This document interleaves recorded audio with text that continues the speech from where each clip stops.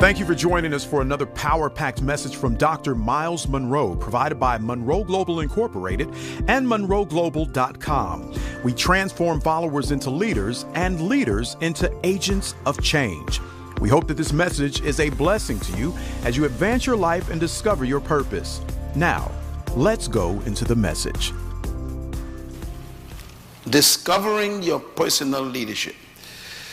Whenever there is an invitation for people to attend a leadership event or to participate in a leadership conference like this, most people respond to that invitation with the attitude that that is not for me. That response is proof that your culture has done an excellent job in canceling who you are. This place, for example, would have been filled to capacity if we had said, come to a miracle service. So this doesn't affect me at all. I know exactly what's going on here. I expected you. And only you. I'm not impressed with crowds. You see me? I speak to them all the time, millions of them. My real love is people like you who believe that this is for you. You know, Jesus didn't like crowds.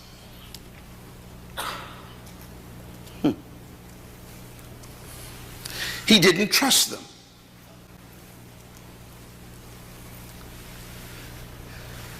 Because he understood the strategy for changing the world. And the strategy for changing the world is not large meetings or big events. It's small groups committed to intensive transformation. So he chose 12 people. Can you imagine someone who came to change the world only chose 12 people? And his only focus with them was on leadership development. He started with raw material, which means these 12 specimens had no formal training in leadership. What I thought was a good strategy that he used was he at least chose businessmen. I like business people. Religious people are problems. So the people he chose were business people and professional people. Like Matthew was an accountant. Luke was a doctor, a medical doctor. Peter, James, and John owned a fishing company. These were businessmen. And the number one business of that day was fishing in that village around Galilee. So these guys were owners of the top business industry. That's who he chose. Because he wanted to produce leaders. One time, his crowd grew too much.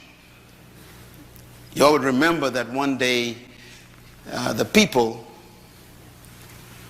stayed with him for 3 days and they ran out of food. He decided it's my responsibility to make sure that they are fed before they go home. So we know the story. He worked a miracle, multiplied fish and bread, and he fed them. And the Bible says after that meeting was over, 70 joined him. 70. Can you imagine having 12 people and all of a sudden you grew by 70%? Now normally when you grow by 70% you are excited. Jesus was not. He was suspicious. Why? Because he understands big crowds. They are not interested in changing. They're interested in feeding. So he turned to the 70 and he asked them a question. Why do you follow me? That was the question. Now normally if you are a pastor, and your church grew by 70% in one day, you wouldn't ask that question. Matter of fact, you would say, thank you all for coming. But his suspicion was high. He said, why do you follow me? And then he answered the question for them. I know why you follow me. Is it not because of the fish and bread I fed you yesterday? See, there are people who just want miracles, but they don't want to change. And miracles never change people.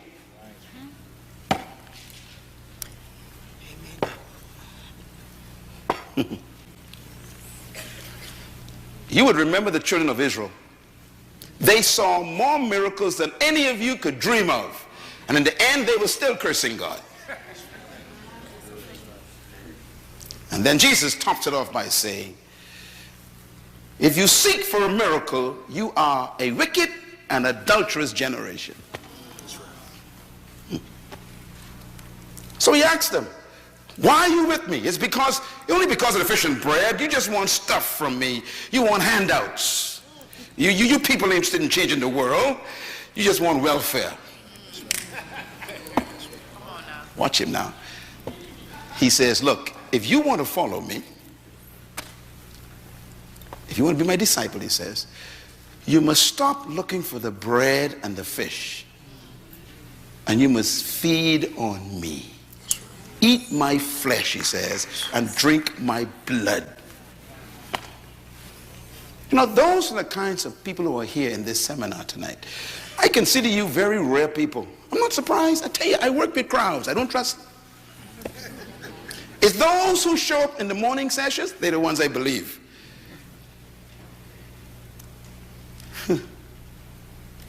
Those ones who come to the workshops, they're the real people. They're the ones who God will spend his time with and give them what they expected and more. The Bible says when the 70 heard this, I must eat your flesh and drink your blood, feed on you. It says, they said to each other, this is a hard saying. In other words, you are demanding too much. You want us to stay with you and look to you for our livelihood?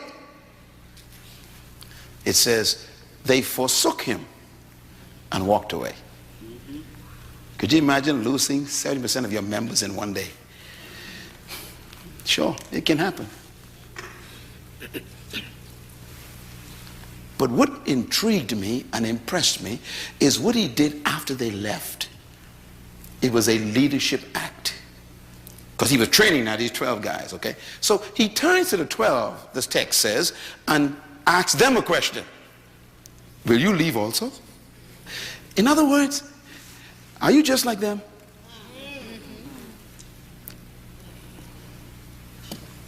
He also meant, I will do this by myself.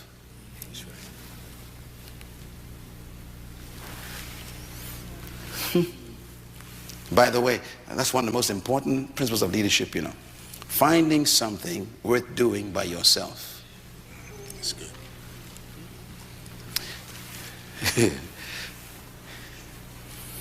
If you need people to like you and approve of you for you to do what you're doing, you are not a leader yet. You're a politician.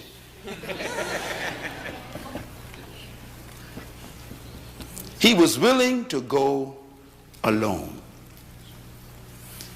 Peter spoke up and said, Master, Rabbi, which means master teacher. I'm going to paraphrase Peter, okay, a little bit.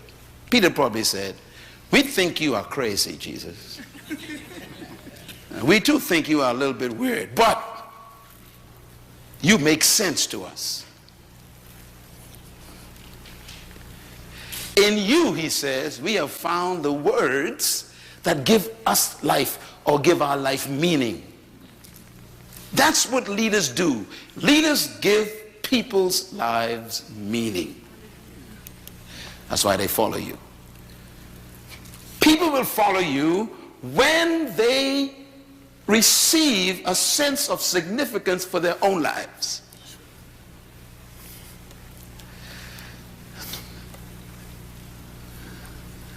Peter's answer was powerful. In you, we have found the words that give us life. Our business was doing great. You know, we have a company, but you have shown us that we could do more than just business. We can change the world. And that's why we're here in this seminar the next 2 days. I guarantee you, if you listen to me very carefully, the next 48 hours, you are going to be transformed as a person. But you got to listen. You got to feed on me just a little bit. Because what I'm teaching you is what I live. And it begins with discovering what I call your personal leadership. Leadership does not begin with people. It begins with you first. Let me give you a couple of things to write down, because I'm giving you what they never taught me in church. And that is, everyone is a leader. Pastors are afraid to say that because they don't want no competition in the pulpit. But leadership begins with how you think. So let me give you my philosophy of leadership that I had to discover for myself to become the person I am. Everyone was created to lead. Say that with me. Everyone was created to lead. Say it again. Everyone was created to lead. That's a tough statement. Most of you don't believe that statement. I understand it. I understand. Because I was the same way. Because when you read that statement, there is a contradiction in your mind right now. There's a battle going on. I know what the battle is. The battle is a question. If everyone was created to lead, then who's going to follow? And there's your battle. I'll give you another statement. Write this down. Trapped in every follower is a hidden leader. These are philosophical statements, but they are very important, because leadership begins with your belief. And your belief system determines your philosophy of life.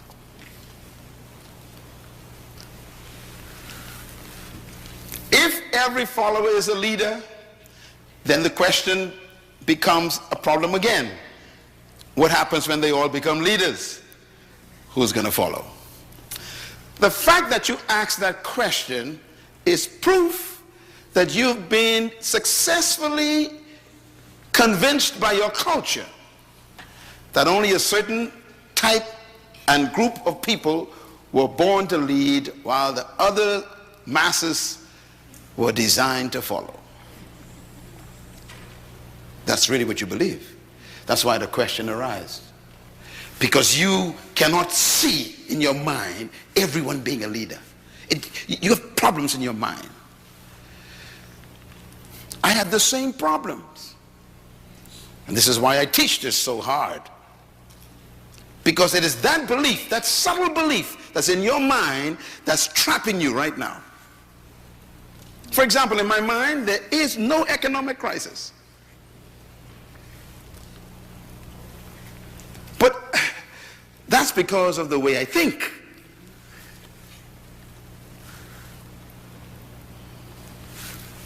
So your thinking is your life. I'll give you another statement to write down. You were created to lead and designed to dominate. Say it with me. I was created to lead and designed to dominate. Now the words are very powerful. You don't evolve into a leader. You were created to be one. The manufacturer actually had leadership in mind when he created you. But look at what they've done to you. They've made you an employee. And they told you where you can be employed and where you cannot be employed. And then they restrict how far you can rise in that employment. That's right. What have they done to you? It's because nobody has challenged the system. This philosophy is not new that I'm teaching. It's as old as God. Write this statement down, please. True leadership is self-discovery.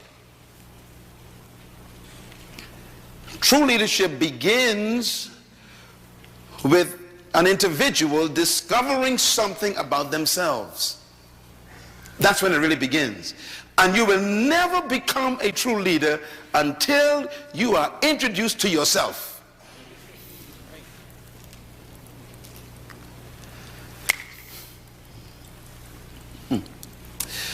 You know, if you were to study the leaders of history who really changed the world, beginning with people like Moses maybe, you know. Here Moses is on a job. He's employed by his father-in-law. Employment.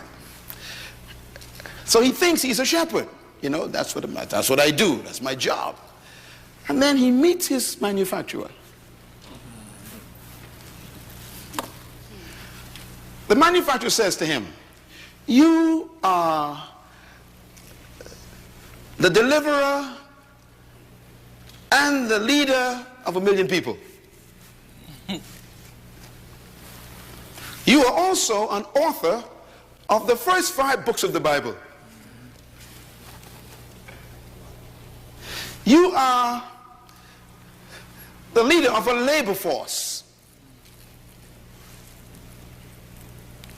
You are a lawgiver for all the nations of the world. They're going to steal your laws and use them. His answer, you must be talking to somebody else. You see, when you meet yourself, you are always afraid.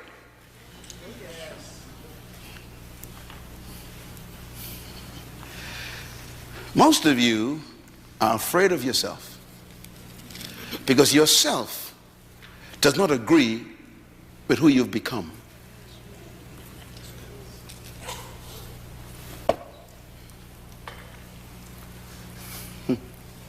You think you are a shepherd, a manager, a supervisor, and your real self is the first prime minister of a country called Israel.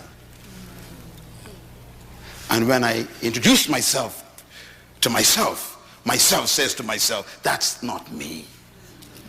And I argue for 3 weeks with myself.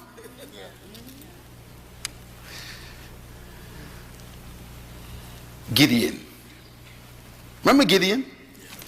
Hiding under the floor, trembling in fear from the enemy outside. And then the manufacturer shows up. Good evening, Gideon. Do you know who you are? You are a mighty man of valor. Gideon says, who are you talking to? You see, when you meet yourself, you can't believe yourself. And we are so corrupted by our culture, we actually argue with ourselves with good arguments. Gideon says, I was born in the wrong family, born in the wrong clan, born on the different side of the track. Are you crazy? People like us don't be valors. We ain't mighty warriors. We are cowards. And the manufacturer says, you are a mighty man of valor. He says, tell you what I'm going to do. I'm going to put a fleece outside. In the morning, if it's wet, I'll believe you.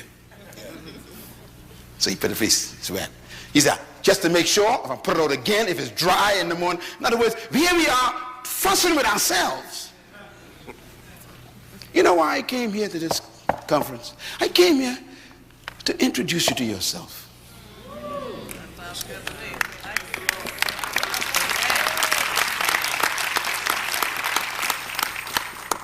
What you are doing is embarrassing to God. What you are proud of, he's ashamed of. What you settle for is a shock to heaven. I know what I'm talking about. I was there. You got to discover something. And that's where leadership begins. It begins with self-discovery. I want you to take a look at this slide. This is a car. You ever seen a car like that before? That's a car. 40,000 parts or more make up a car. That's a car, taken apart. Now, I show you that for a reason. I want to ask you a question. Here's the question. Which part of this car is the most important part of the car? You look at the engine of the car. What is the most important part of the engine? I mean, these questions are important. 40,000 parts. Which part is the most important? Your car in the parking lot has a great engine in it. Beautiful parts. But the question is, which part is the most important? Now, I'm going to show you two parts here. The battery is the big boy. So if I was to ask you which is the most important part of your engine, you would probably say the battery, because the battery has all the power. Powerful. You know, we like powerful people, don't we? Power. Hallelujah, power. You know, we like power.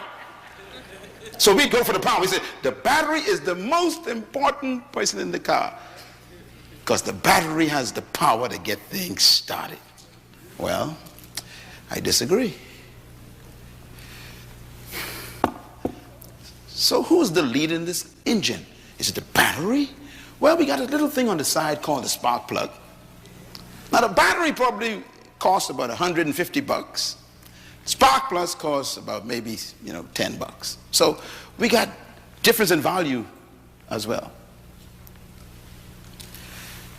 Can the battery become more important than the spark plugs?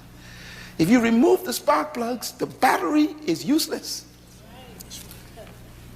So who's more important? Well, I don't know yet. I'm going to show you something else.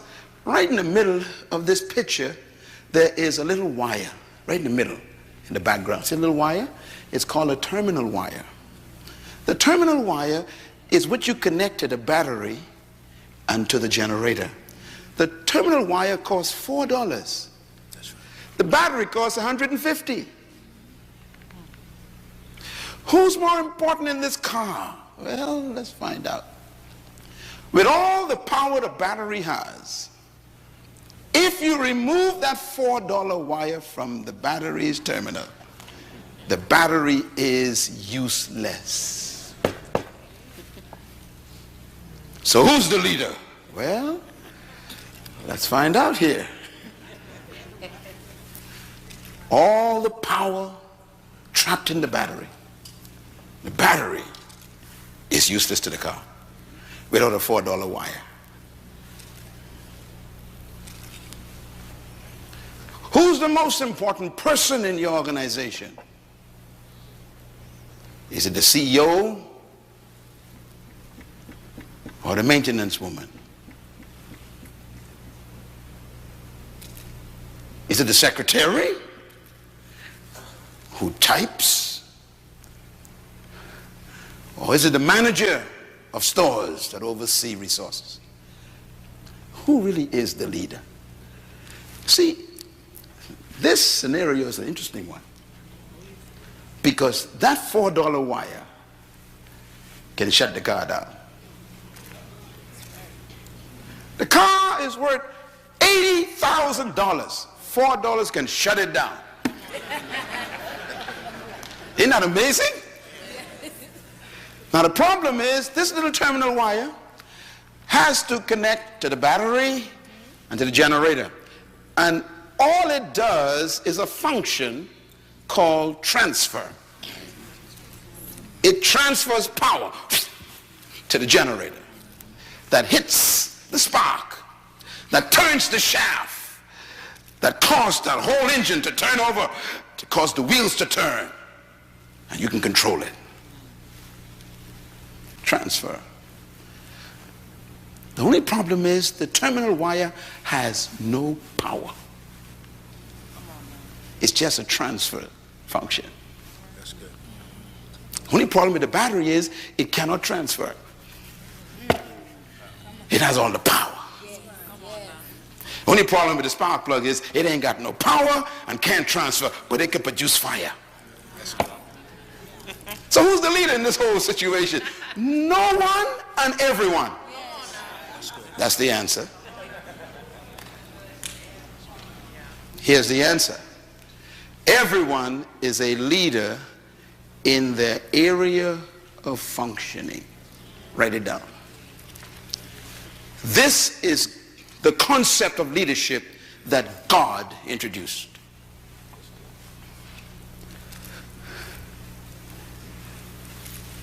Every part of the car is a leader in its area of functioning. So we have to respect each part.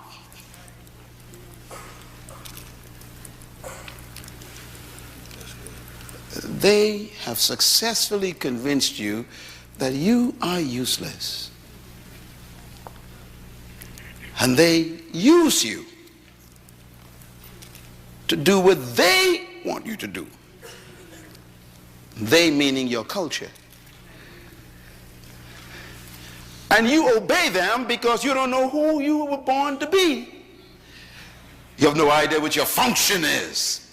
When I discovered who I was, I became free from them. I began to dictate my own value. Therefore, I told them, you need me. Come on, say it. You need me. Say it like you feel it. You need me. See, you become a leader when you discover that one discovery. They need me. The world needs me. Say it.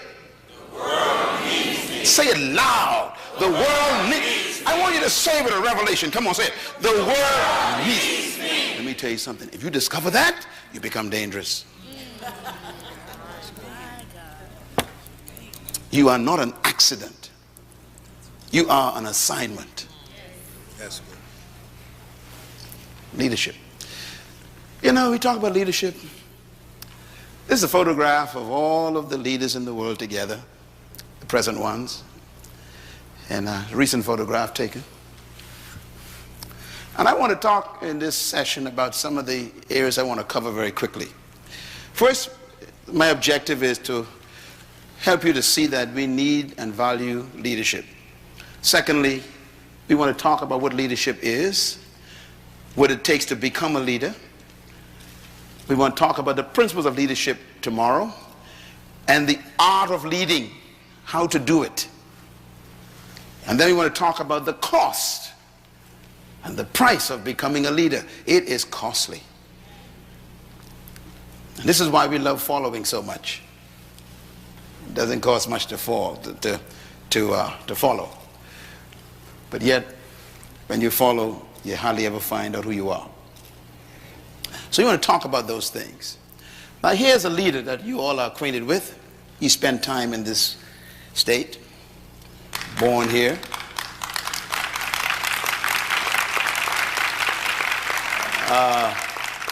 Walking through the airport of this state capital, they have his coat and tie.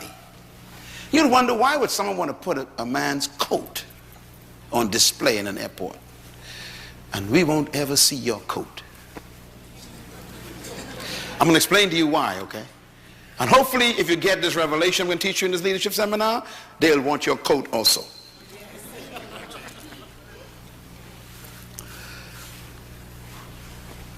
Leadership is an amazing thing. First of all, here's why leadership is important. Write this down. Nothing happens without leadership.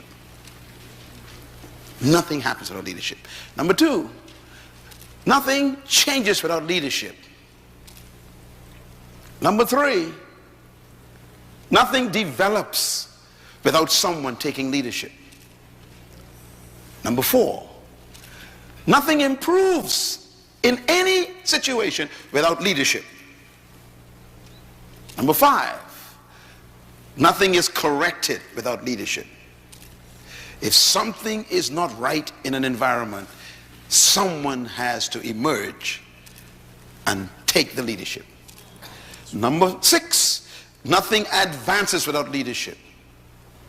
Number 7, nothing succeeds without leadership. Number 8 is a reminder. We are always being led by someone, whether we think so or not. So look at how important leadership is. It improves, it changes, it develops, it corrects, it advances, and it brings success in life.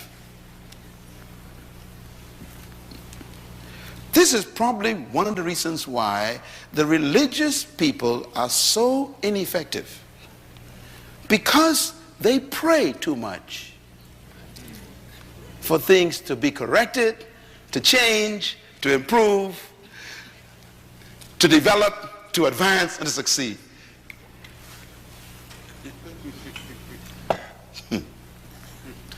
I think one day Rosa Parks decided to stop praying. That's all. What made her a leader? She just decided, no more prayer. I'm now going to be active.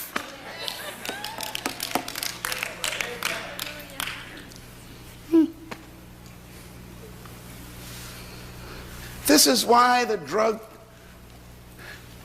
problem in your community is so diabolically destructive, because you keep praying for them. You wouldn't do anything. Leadership is born when toleration ends.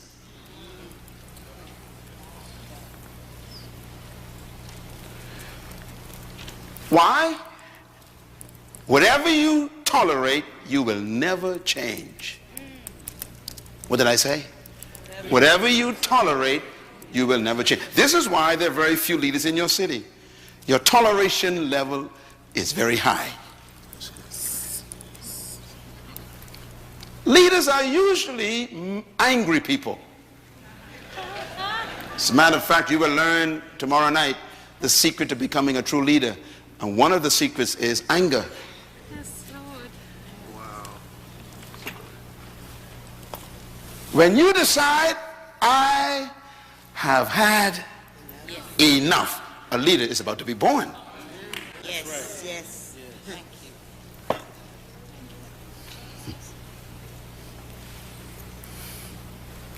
Toleration is the graveyard of leaders.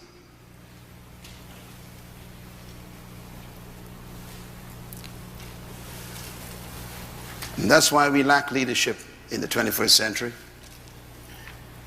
Everybody wants to be liked.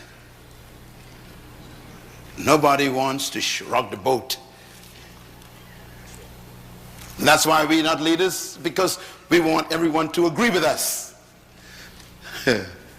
So what we have is companies and churches and nations that are overmanaged and underled.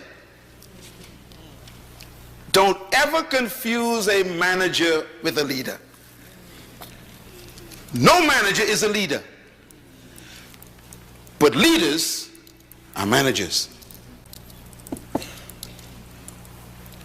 What's the difference between a manager and a leader? In my book on the table called Becoming a Leader, make sure you read that book. It deals with this subject. But let me give you a hint. A manager maintains things. A leader changes everything. A manager follows policy. A leader creates policy. A manager keeps tradition. Leaders break it. Managers focus on the bottom line. How much is it going to cost? Leaders focus on the horizon. Let's do it. Yes. Managers focus on doing the right thing. Leaders are very unique. Managers are always focusing on doing things the right way, is what I'm saying. Leaders want to know whether we're doing the right thing. If you are led by a manager, you will never grow. If your pastor is a manager, the church is stuck. If your department is headed by a manager, it will never expand. If your husband is a manager, your family is stuck.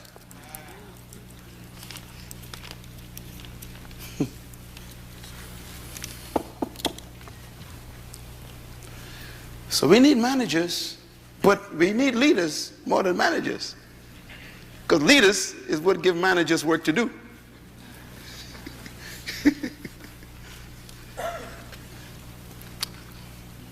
Let me ask some questions. These are some interesting questions I pose to students everywhere. I teach this in universities and I do surveys. And here's my question I give them. Is leadership about power? What do you think? No, okay. Is it about position? Is leadership about talent? You sure? Is leadership about skill? It's a skillful person. Is leadership about authority? Is leadership about status in your society? Is leadership really about charisma?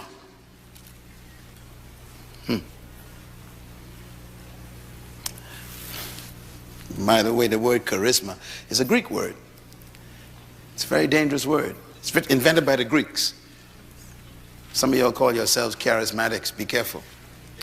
It's a Greek word. It means giftings of the gods, plural, gods.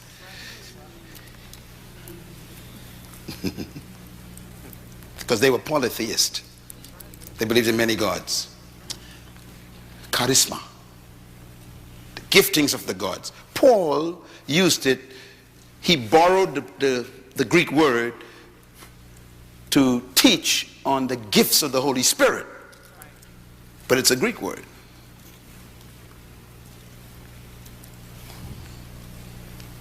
Charisma. We have our own idea what that means.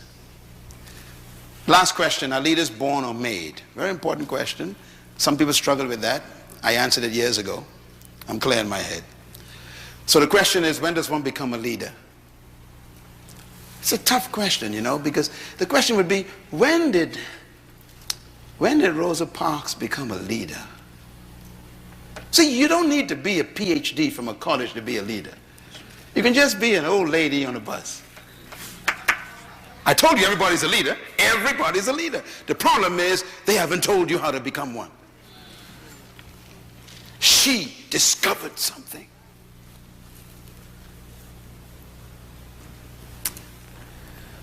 Don't die the way you are.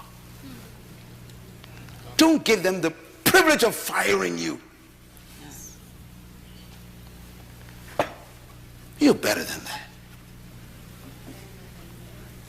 Don't let people terminate what you call a career.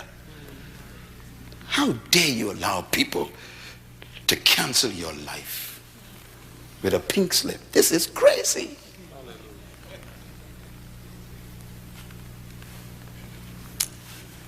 That's why we're here.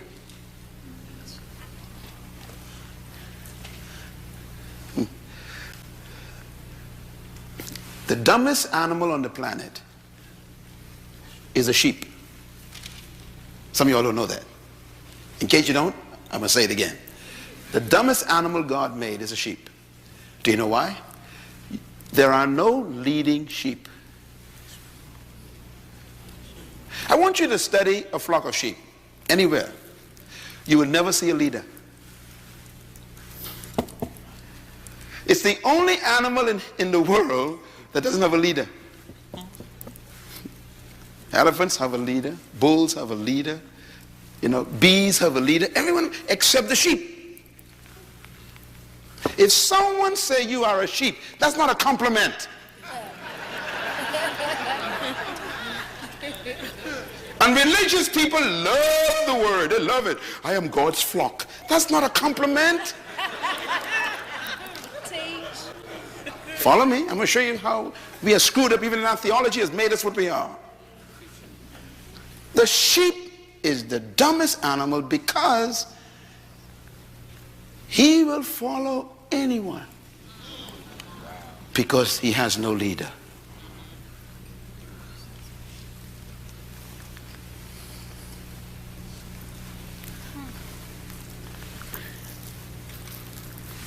So I have a little test for you. If an army of sheep is led by a lion,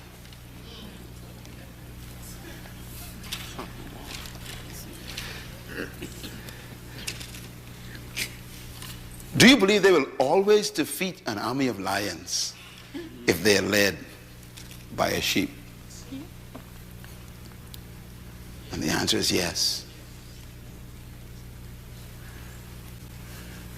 An army of sheep led by a lion will defeat an army of lions if the lions are led by a sheep. What's the moral of this parable?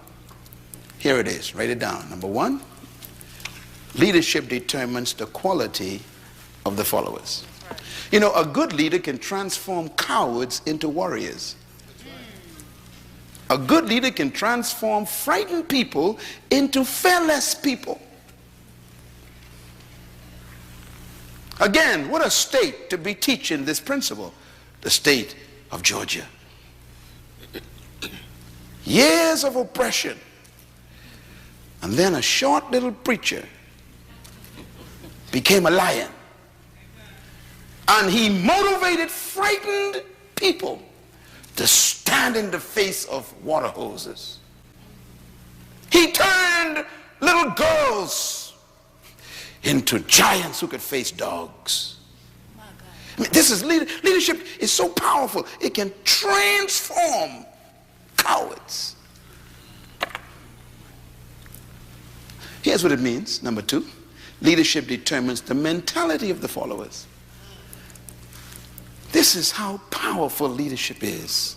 Leadership also determines the morality of the followers. Your morale and your morals can be transformed by the right kind of leader. Leadership also determines the attitude of the follower. In essence, leadership determines the commitment of the follower. That's why we need you. We need you to discover your leadership, because there are people in your city who are being abused by the system. And they need someone to emerge who will give them hope. Because leadership determines the destiny of followers.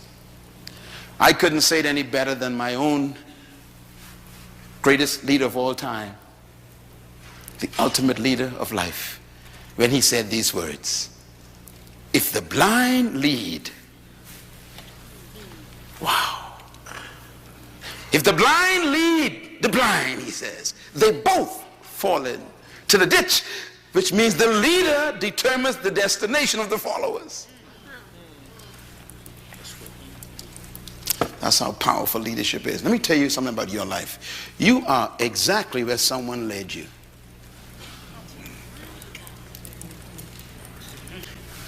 If you don't like where you are right now in your life, you're going to have to reconsider changing leadership.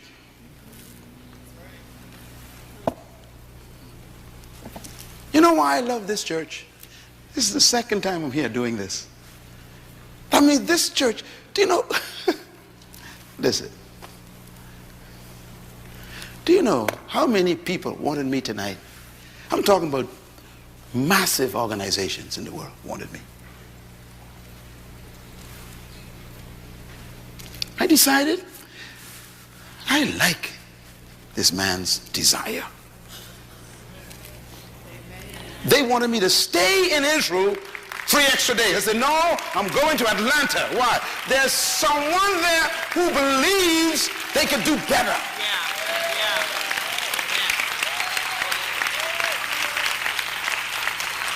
I don't think the members of this church really know who their pastor is.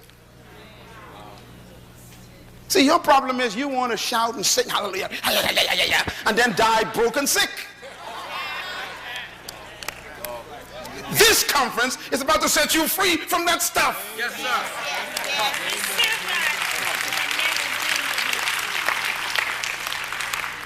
Makes me so sad. See people, having religious, feel all this emotional stuff. Because they are sheep. They just follow anybody. People come in town with a white suit, white Bible, white shoes. They run to that person. Just sheep. If the blind, what? Lead.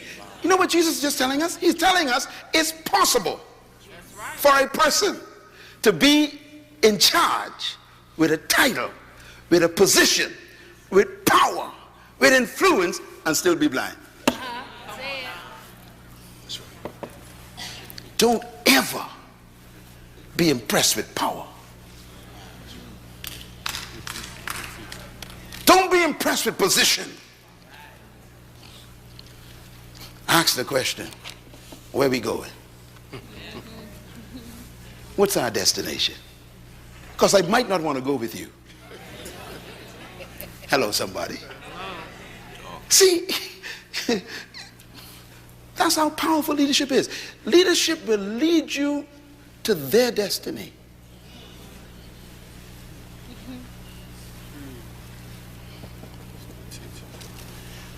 Some of you know the story about Jim Jones in Guyana. Sheep. I mean, sensible people with a brain with 500 billion cells followed a man in a bush and drank poison. Because they never asked the question, where are we going? What is your vision? Write this down. Vision is more important than leadership.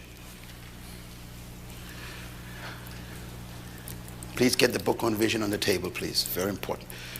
People think that leadership is important, but vision is more important than leadership, because vision is what creates the leader. What makes you a leader is the fact that you see a future that's better than the present.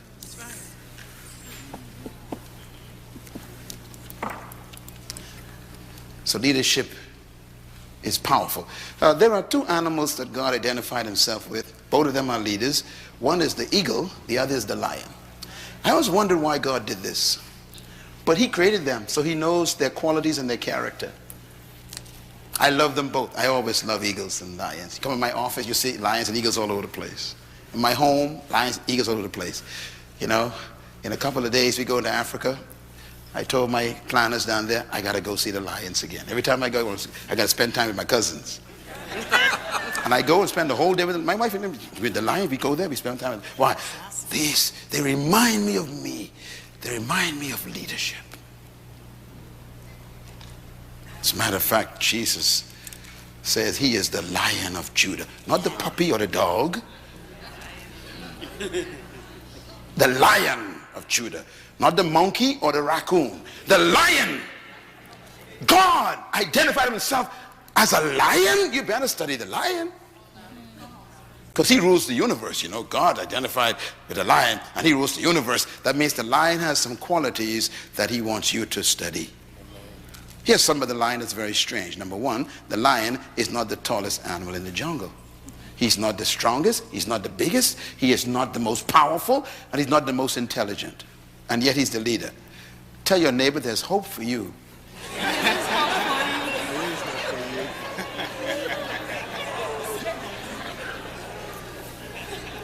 What the lion has done is he has canceled all of your excuses for not being a leader.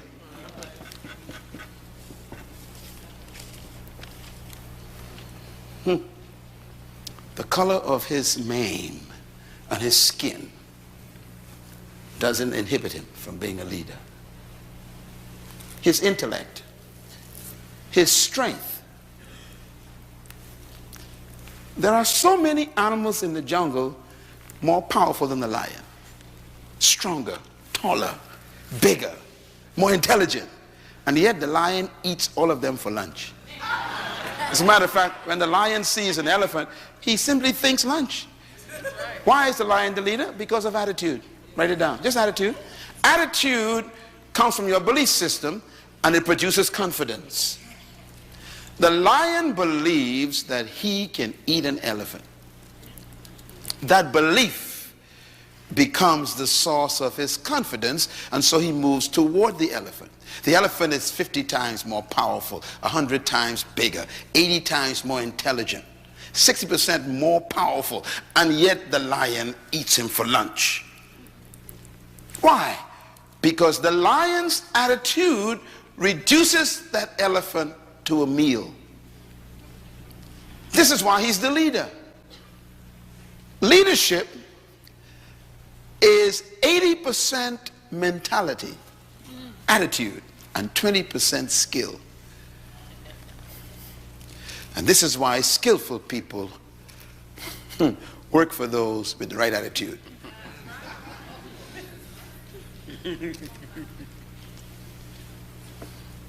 Look at this lion.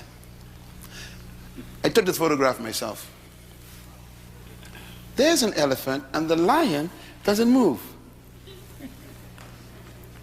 You see, when you look at your problems, how do you respond to them? You got a bill that ain't being paid.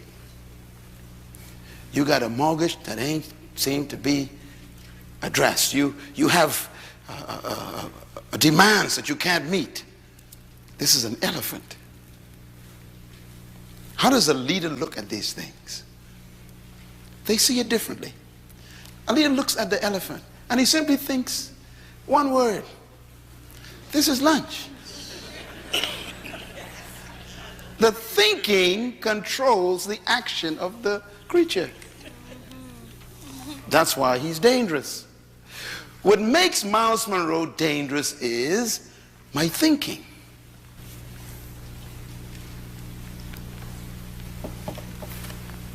If I tell you my story, you will know that I am a miracle mentally. I wasn't always like this.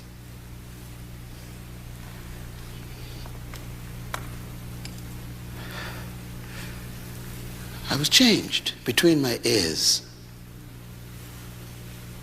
I got some new information. I'm going to give that to you these next 2 days. The same information that happened to me. Because I was able to think like the lion. Look at that. Look at that leader in action. Wait a minute.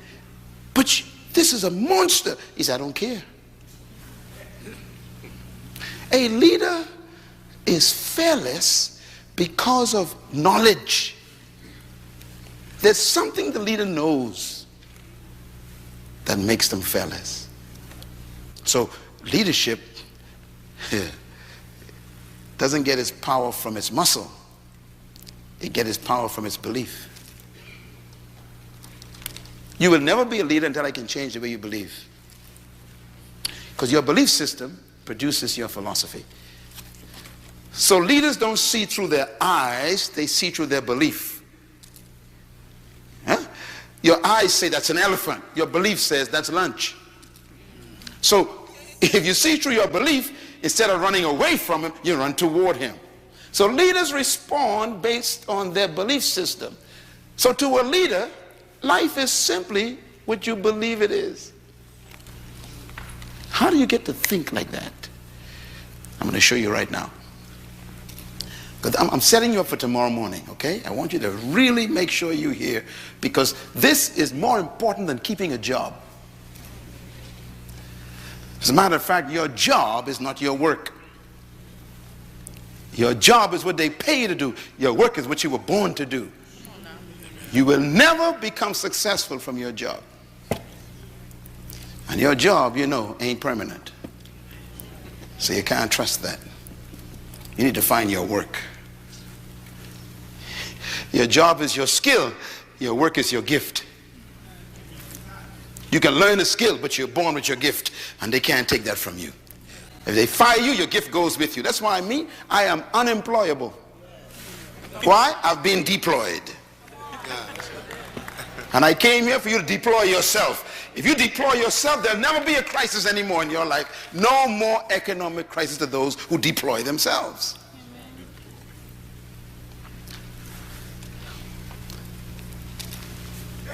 How do you think? And how do you get to think the way you think? And what made you think what you think right now? Where'd you get this attitude from that you have? The history that created you is still with you. And even though you wear different clothes, drive a different car, it's the same person. Because somehow our history is so heavy. It's tough to cut loose. We still apologize for being successful. That's right. We feel ashamed to be in charge. It's amazing.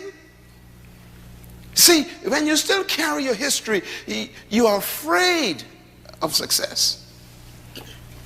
Because you may lose your friends who ain't going nowhere. Very subtle problems. Your attitude is so powerful. It creates your atmosphere. It also is a source of your natural lifestyle. And if you're going to change your life, you got to change your attitude. Now here's the bottom line. Write this down. Your belief system is the source of your attitude. I know you came and you're thinking, Dr. Munroe, tell us 10 principles of leadership. No, that's not what you need first. You need to change the way you think first.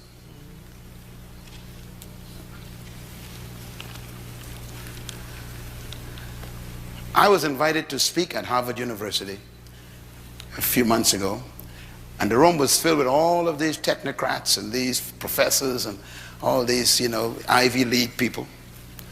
And they invited me to speak on leadership. Do you know what I came in there and talked about? I talked about thinking. When I was finished, first standing ovation ever at Harvard University, they says. They had never heard anybody get into their heads before. I exposed those who were racist. I showed them that your thinking is your philosophy that destroys the way you treat people in your department. That's good. And until your thinking change, you are contaminated leadership. They had never heard such a level of teaching on leadership. Why? Because unless your mind changes, you will never become a leader. Ladies and gentlemen, let me put it this way. Attitude determines your limitation, which means that your belief system determines how far you go. You can never lead beyond your attitude and your belief system. And that's why your life is what you think it should be and exactly what it is. Attitude is the manifestation of your personal philosophy. And that's why this first session is dealing with discovering your personal leadership first.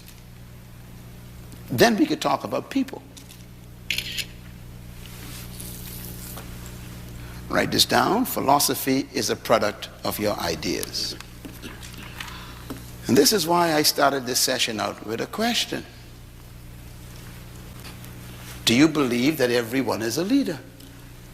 You had problems with that. And I understand, because the culture doesn't allow it. Could you imagine going to work tomorrow telling your boss, I am a leader too? You just have problems with that.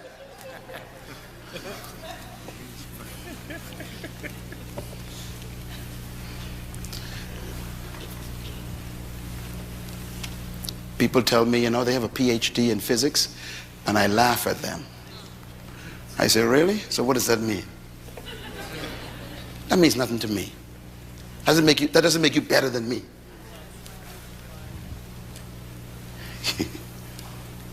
Your education doesn't change your human value. We are still equal. as humans. And I do know some things you don't know. So we got to be careful. Our philosophy, our ideas is the source of our philosophy. And I like what the great king said, King Solomon. As a man thinks where? In his heart, so is he. Don't ever quote that verse again without putting the word heart in it. Most of you quote that and leave the word heart out. And the most important part of the verse is the word heart. As a man thinketh, so is he. That is not what he said. As a man thinketh in his heart, so is he. Why? Here's why. Because the heart is the Hebrew word that has to do with the center of reasoning. It's the place where you have meetings with yourself. Where you talk to yourself. That's your heart. That's the meeting place where you are reasoning with yourself. That's where you sit down and say, well, let's see now. Can I do this? Can I not do it? Can I really do this? That's where you're having meetings with yourself. Because that's where your belief system is hidden. In other words, your heart is also, Paul calls it the hidden man. The psychologists would call it your subconscious mind. I call it your hard drive. You know, this iPad got a hard drive on it. Don't trust what's on the desktop. The display? Don't trust that. The stuff on the inside, that's the real thing. Now, what is your heart? Your heart is the place where you keep all the ideas you collected all your life, the ones you believe, you keep it. So when you hear the word heart in the Bible, don't point at your chest. Point at your head. Blessed are the pure in heart. Don't go to your chest. Religious people go to their chest. The pump in your body is not impure. It's doing its job, pumping blood. So, blessed are the pure in heart. It ain't nothing to do with your pump. It has to do with your mind. Are your thoughts pure? Are you thinking with purity?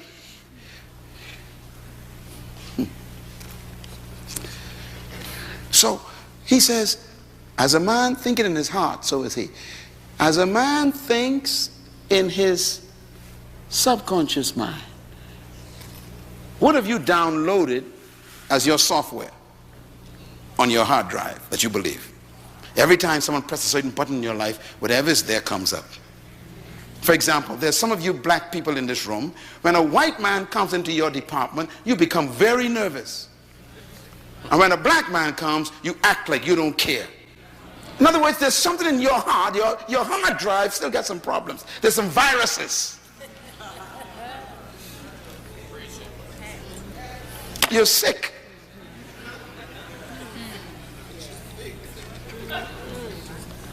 It's there on your hard drive. 40 years of struggle and you're still there.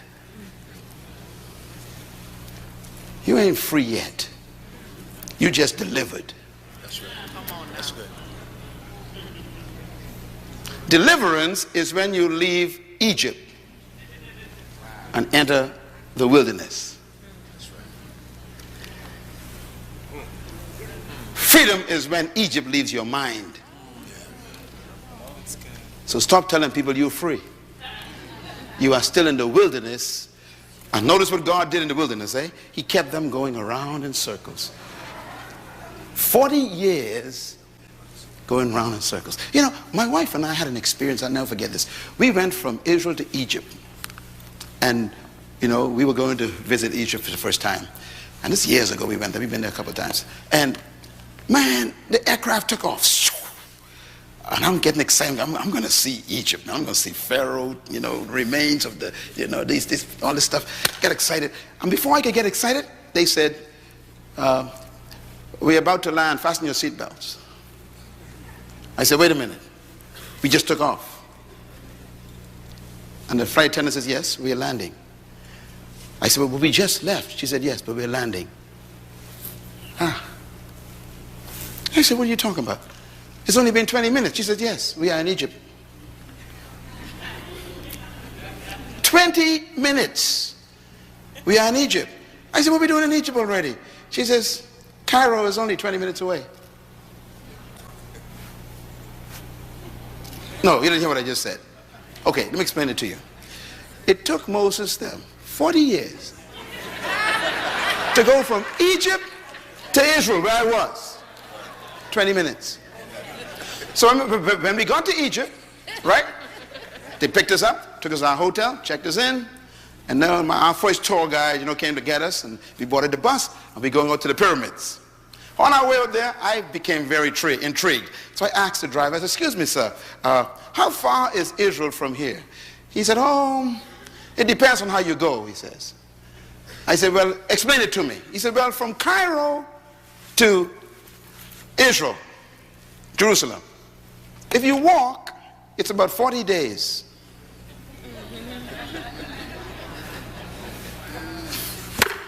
You take a bus, it's 24 hours. Take a plane, it's 20 minutes. I told my wife, where's my Bible? I got to read my Bible again. I went back hotel room, grabbed my Bible. I said, let me just see. I think God made a mistake.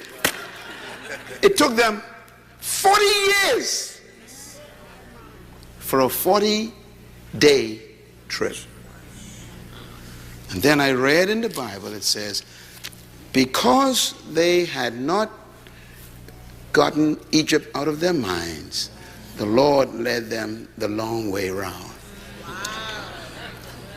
until their children were born. Let me just give you the point I'm making here. God will deliver you, but will never set you free.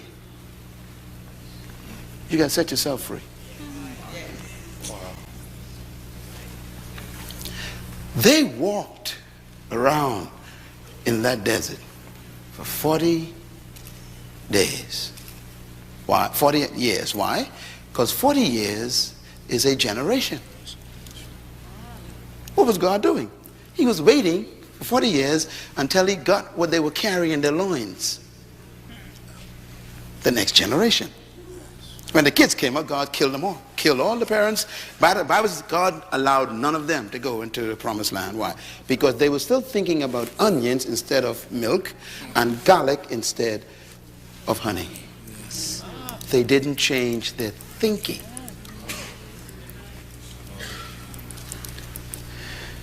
Your mentality is more important than your location. If you don't change as a person mentally, you will stay where you are physically. So God killed them all. Only 2 left. And those 2 were born in the desert. Caleb, Joshua. They had no memory of oppression. They believed anything was possible. Leadership begins with thinking. So my question is, what is your philosophy of leadership? Well, why don't you believe that you could own a company? Why the first thing you look for is a job instead of look for a business? It's subtle questions, but why? Why do you go to college and study an area that guarantees employment rather than guarantees deployment? Because your hard drive is stuck.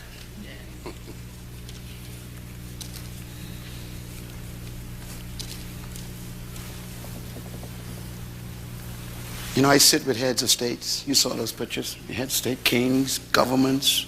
I work with them all the time. And most of the folks who run countries are sick just like you.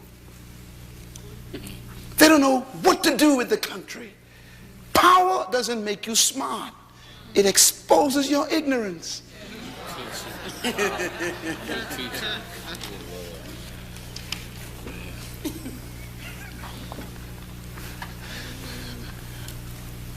Let me quickly do this because I don't want you to have nightmares.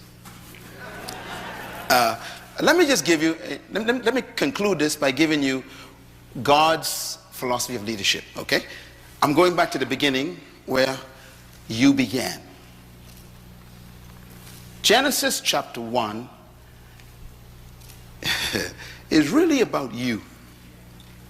Verse 26 says, then God said, let us make a species called man in our own image, according to our likeness. And he tells us why. He says, to let them have dominion over fish of the sea, birds of the air, over the cattle and the animals of the field, over all that's growing in the earth, and over everything that creeps on the ground. Now, every word in this statement is very important. And in this verse is the secret to your life. It's the secret to your greatness and your leadership. This is where I found mine right here. I found it in here.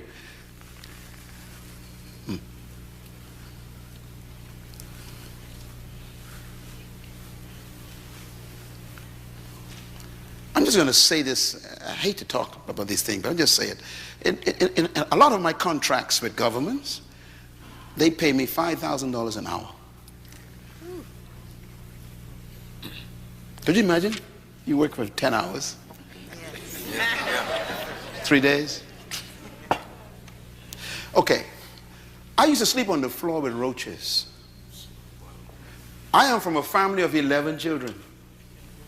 One mother, one father. I am number 6, right in the middle. We were born in a wooden house on 4 big rocks in a small, low-income, poor area called Bainstown in the Bahamas, in an island 7 miles wide. That was my life. 7 miles wide, 20 miles long. I was born middle of the island, poorest part. The house had 2 rooms. 11 kids now, 2 bedrooms.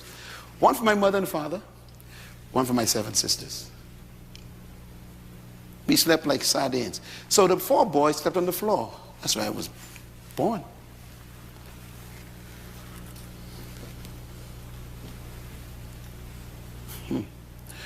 One chicken for 11 kids. The neck was delicacy. Listen. This is my life. 1 pair of shoes for the whole year. If it sprung a hole, I had to put cardboard in it. I remember sleeping with roaches running over my body. I remember waking up in the morning with blotches, blood. I was scratching the mosquitoes that were trapped under the dirty sheet on that mat on the floor. I remember looking up at the ceiling and seeing the stars through it and buckets to catch the water from the rain. Don't talk to me about poverty. And my father was a Baptist pastor. And I went to church 3 or 4 times a week, and I slept with roaches. Don't tell me about religion.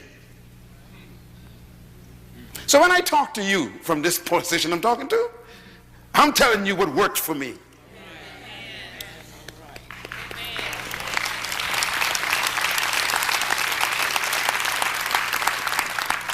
And now to be paid $5,000 an hour. How do you move from the floor with roaches to being called on by heads of states to talk to the entire governments? Something happened in my mind. And it began with this verse.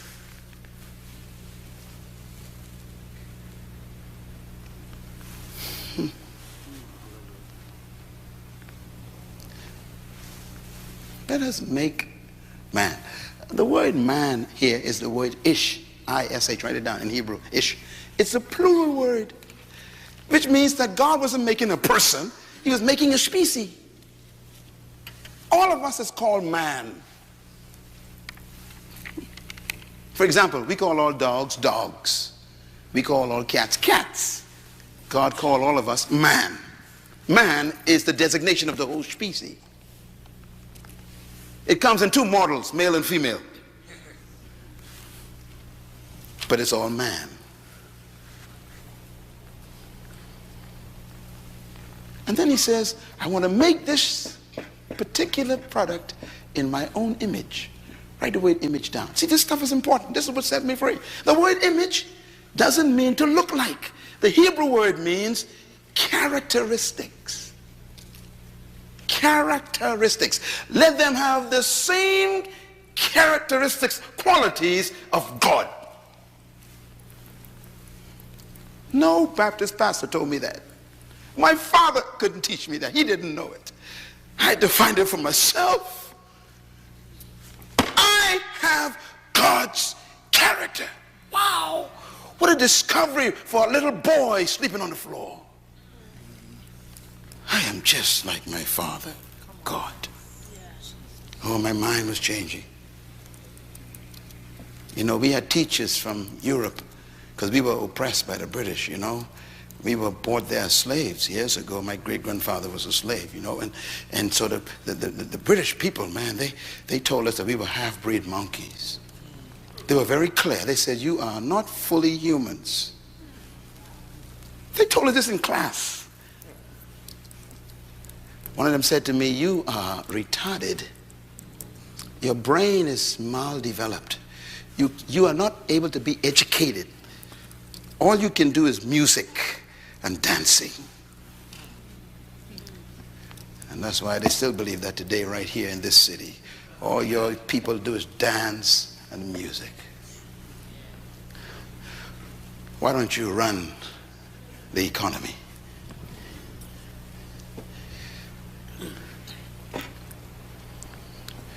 We're not world changers, we are entertainers. I decided, no, I got God's character. I got to find this. The qualities of God is in you. Every one of you, black, white, Asian, it doesn't matter, Puerto Rican, you have God's image.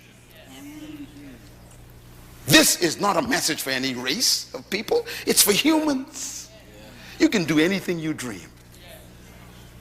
You're just like your God, your Father. Boy, that thing hit me like a bolt of light. Wow.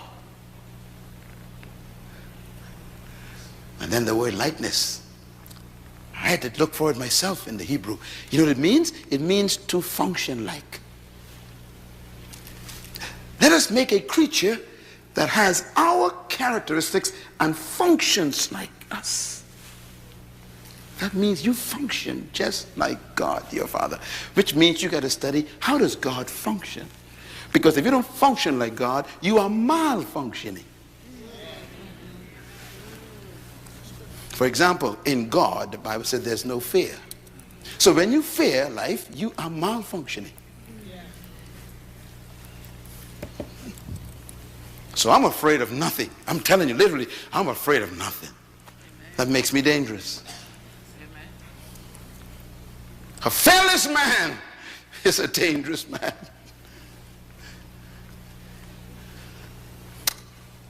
I'm not afraid of death. And that's the highest threat you can give me. And I'm not afraid of death. And you'll find that all true leaders have no fear of death. As a matter of fact, they have an affair with death. All true leaders. Why did God create you? Read it. To have what? Dominion. So what was the motivation for God's creation of you? Dominion. Why did God create you? Say it loud. Dominion. Well, what motivated God to create you? Dominion. What was the reason why God created you? Dominion. Yeah, not to have worship services. He never said prayer meetings. He never said to be a bishop. I don't know. Culture has done a good job at us. Here's a guy who's a bishop and can't pay his light bill. Here's an evangelist who owes everybody. Here's an apostle who can't even pay his mortgage.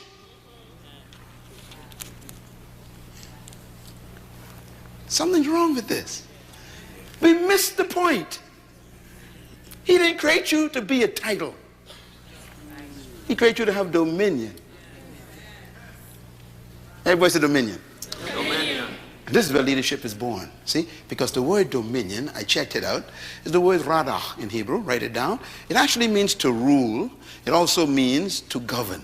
It means to master, to manage resources. It means to control things. It means to have sovereign authority.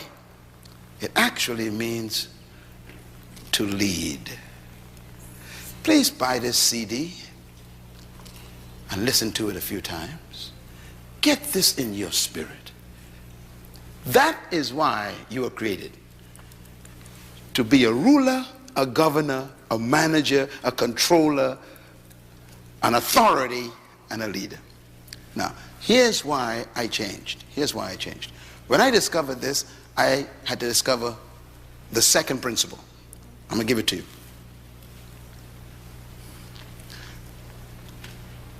If he designed you, created you to be a leader, a master, a governor, a ruler, a controller, then there must be the ability to do it. But notice, he didn't give you rulership over people. He listed what you should lead. Birds, fish, animals, plants, and creeps.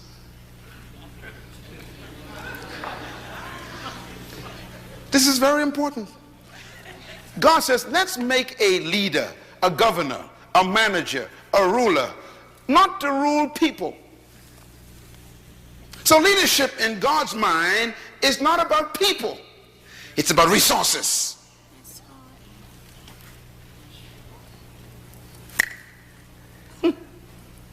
You've been taught he who has no one following is simply taking a walk.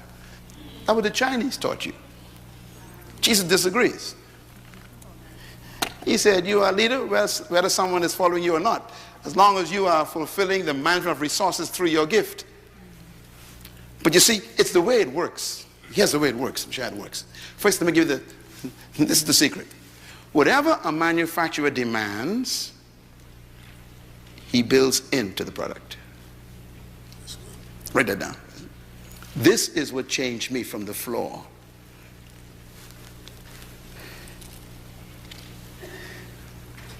Whatever a manufacturer demands from a product, he builds it into the product. Am I right?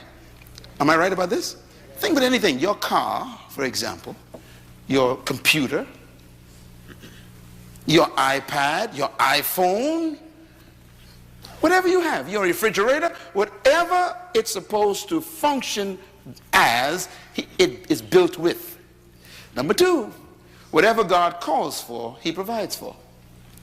Number three, whatever God demands, he inputs.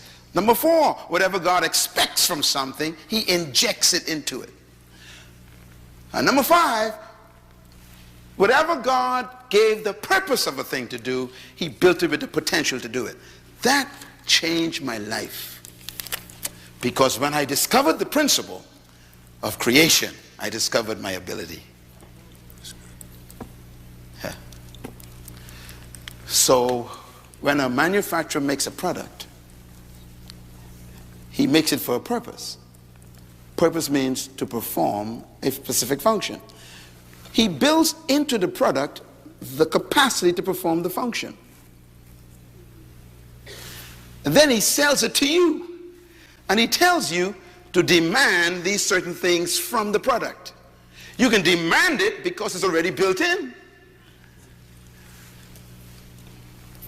When I discovered this, my life changed.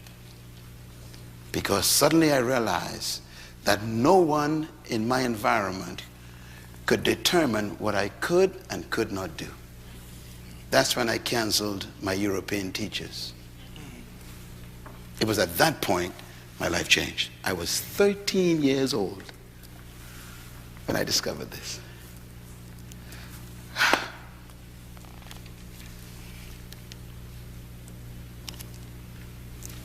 I want to show you something.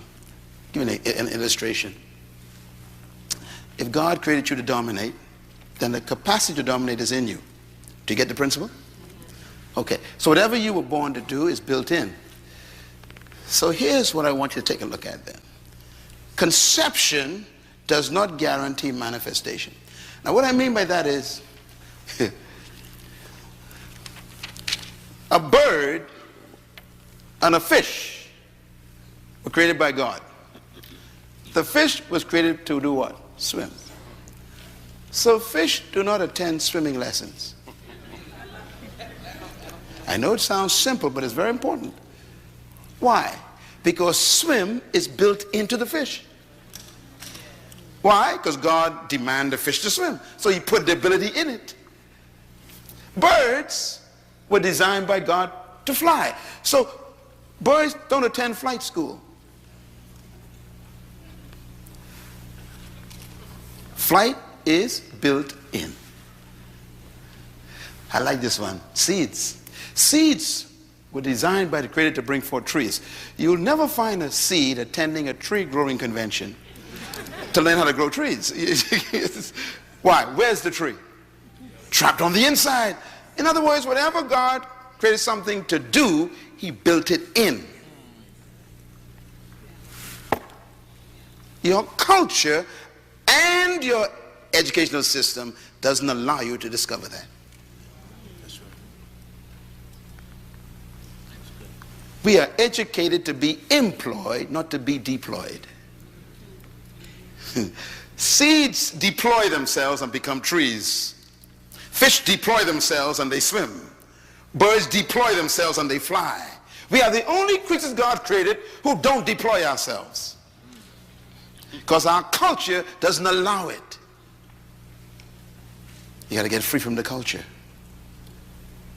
And it's seminars like this that make you begin to have a meeting with yourself and discuss yourself with yourself and say to yourself, self, am I who I really am? You know, here's my conviction. This is why I believe that buried in every human being is a leader, trapped by an erroneous philosophy that you were born to follow. Let us make man to have what? Dominion. To govern, to rule, to lead, control. Which means that somewhere inside of you is a ruler, a controller, a leader, a dominator. Somewhere in there. Because he would not have demanded it if he didn't inject it. Which means that your ability is determined by your responsibility. Your potential is designed by your purpose. Your potential is equal to what you were born to do. The best example I can give you is this car. Look at this car. All cars have what they call a speedometer. Am I right? Here's an old one, old Chevy. Now, if you look at the numbers have up to 160 miles per hour this car can travel. All of your cars have that kind of registration, sometimes 200, 180. Everybody got that, right? Okay. Now, when you bought the car, that was on the car. You bought the car with it. It was on it, 180 miles per hour. I'm getting ready to go, okay. I'm so excited. Okay, so you bought this car, you brought it home, and the manufacturer says this car can travel 180 miles per hour. How can the manufacturer put that on there? What makes him so sure that this vehicle could travel 180? That's the first question. The second question is, have you ever traveled 180 in that car? No. Let me tell you how stupid our philosophy of our countries are. We sell a car that could travel 180 and put a sign up 50 miles per hour. It's amazing. It's crazy. I don't understand it. I have no idea how they got this idea. I don't know where it comes from. But it tells you the nature of your culture. Don't try it. They give the company permission to build the capacity, but restricts your ability to use it. And you never thought about that. And that's the way they think about you.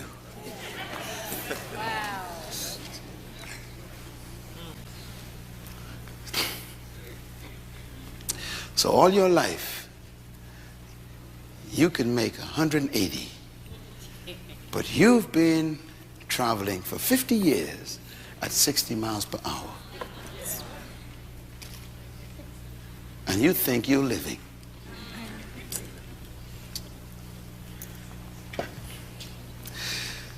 The capacity is present.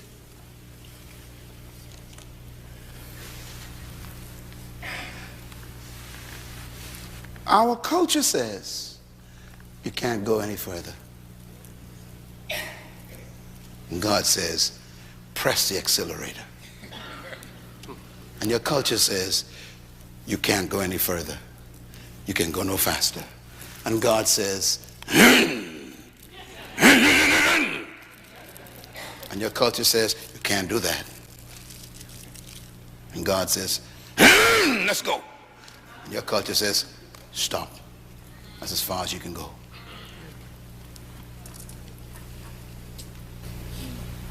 You got to make a decision tonight, see? You have God's ability. And man puts up the signs.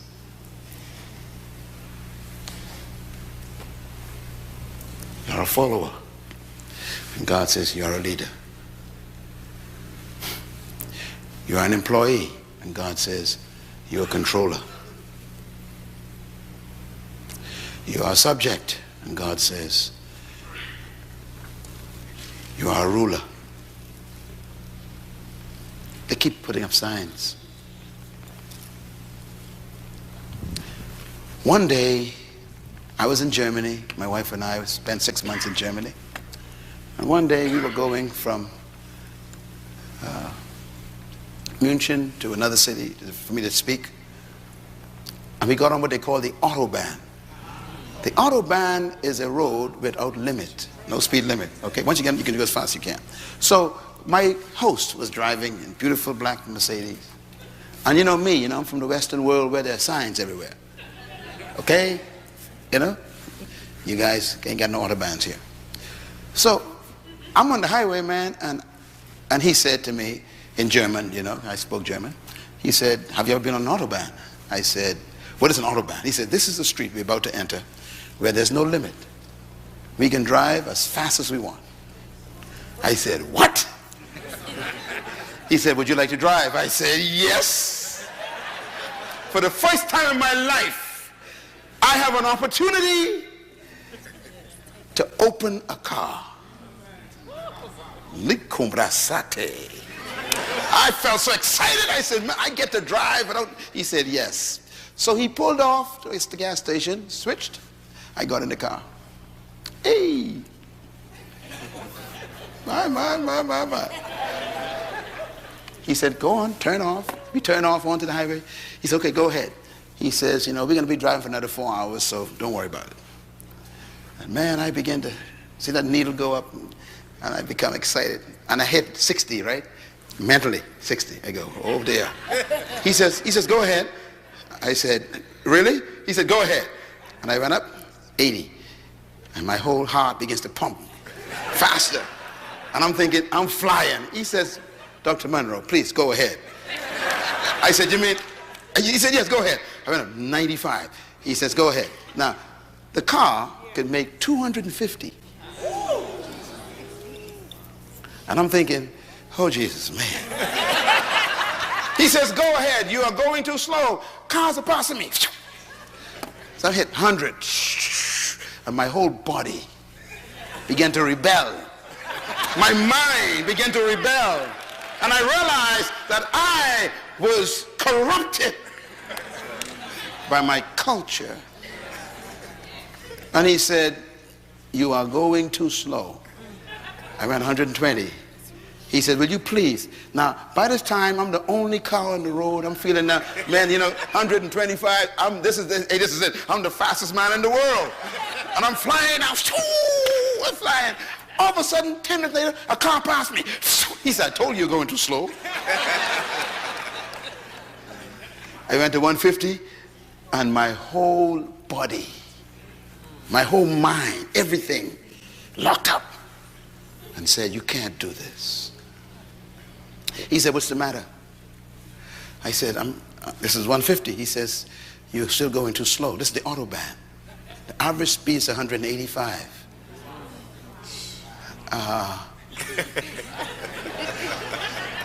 He said, do you still want to drive or you want to pull over? I said, I'm going to try to drive.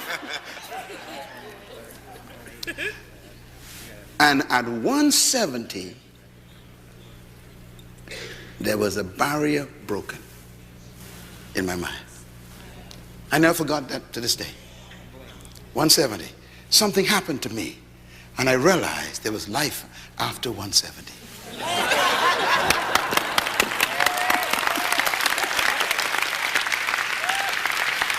Wow! Man! 185, man, I'm flying. Shoo! I said, can I go more? He said, go ahead. And 190, shoo! I said, can I go? He said, go ahead. 200, man. I'm sitting there going, yeah. He said, now we're driving.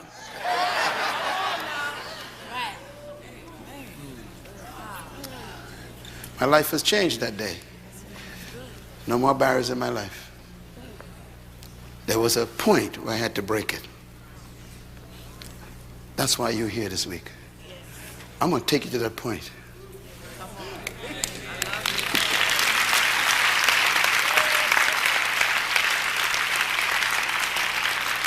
You got to break it. There's life after your job. There's life outside your career. There's life beyond the pulpit.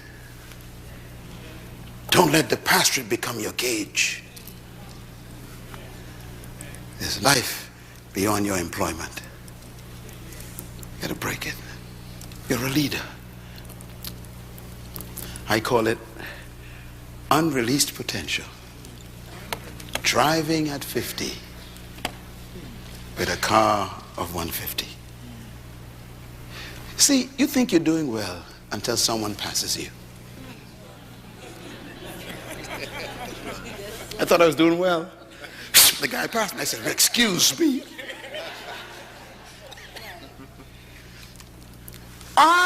Tonight, I am the German sitting in the passenger seat. That's who I am for you right now.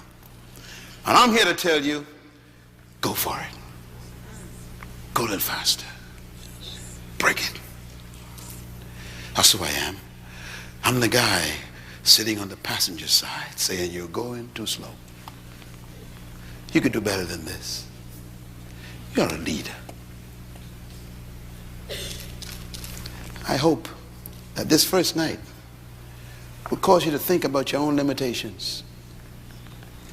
Because that's you.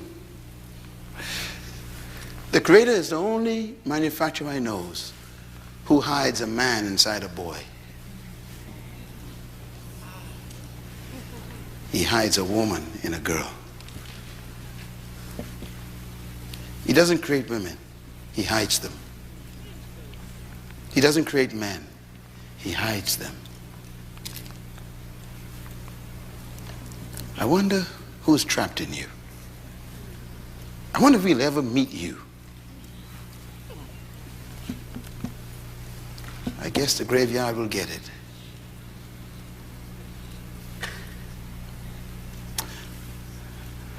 Today I look at myself in the mirror and I kept thinking, that was on the floor with the mosquitoes and the roaches. I wonder who's sitting in your chair right now. You're a leader. Can you see yourself? You know why you're still alive? Because the manufacturer ain't satisfied. He's bored. He's telling you, you've not shown yourself yet. Show yourself. Let me close with these statements. Write them down, please. You were born to lead. but you must become a leader. That's the purpose for a seminar and a conference. I'm not here to make you leaders. I am here to expose you as a leader.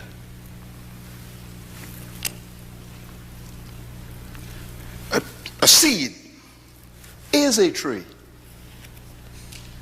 but it must become the tree. And that's the way you are right now. You are a great woman, an awesome man, but you must become. It is my passion, my hope, my anger that no human being die until they are manifested.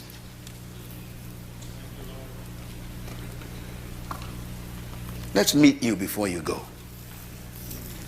Let the world see who you really are before you leave us. Show us yourself. Show yourself.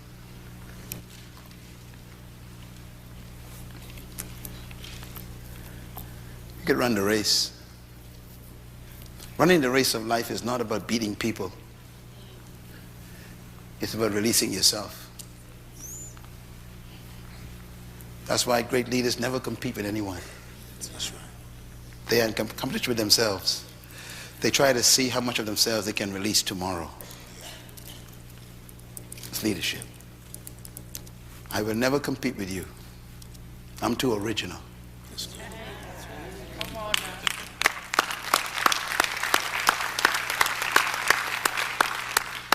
Repeat out loud, please. Go. You were not created to lead people. Number 2, read. You were created to lead in an area of gifting. Number 3, read. True leadership is born when your gift is discovered and served to the world. Number 4, read. The value in each human is the gift they were born to deliver to humanity. That's you. There's something you carrying that we need. I told you that leadership is not about people following you. It's about you discovering yourself, your gift, and then serving that to humanity. Leadership is, it's like a tree. You know, a seed becoming a tree and then bearing its fruit. You will never find a fruit tree bringing its fruit to you. That's good. I'm giving you the greatest secret of leadership right now. Leaders don't seek followers. Followers are attracted to leaders, just like you are attracted to the tree's fruit. When you go to a fruit tree for the fruit, you don't go for the leaves nor the branches. What do you go for? The fruit. And that's why no one's following you yet.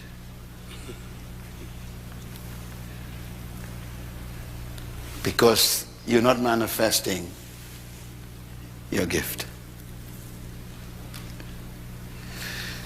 Before I leave this city, by tomorrow night, I'm going to help you find your gift. Because when you find your gift, they will find you. And then they'll pay you for it. They will follow you for your gift.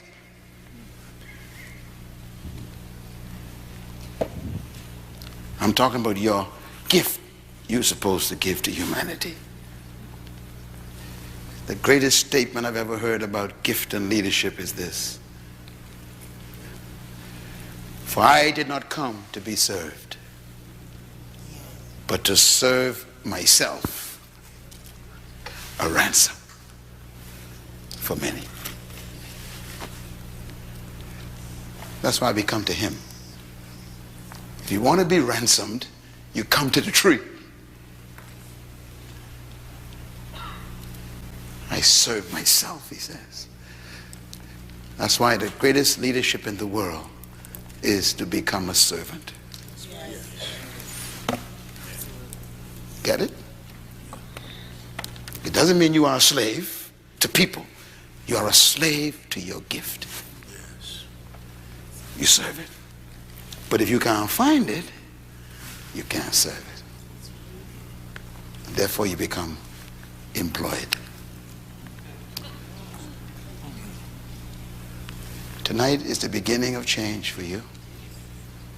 I came from around the world to talk to you because the Creator is ready for you to manifest yourself. What a meeting we have these next 2 days. You're going to meet the most important person you ever met in your life. You're going to meet you.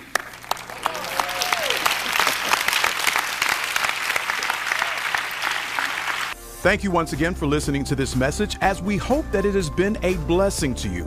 Our goal is to show you new paths and opportunities so that you can discover your purpose. It is your love, support, and partnership that makes Munroe Global possible. Please visit us online at www.munroeglobal.com for more product, partnership, or to join us at one of our live events around the world.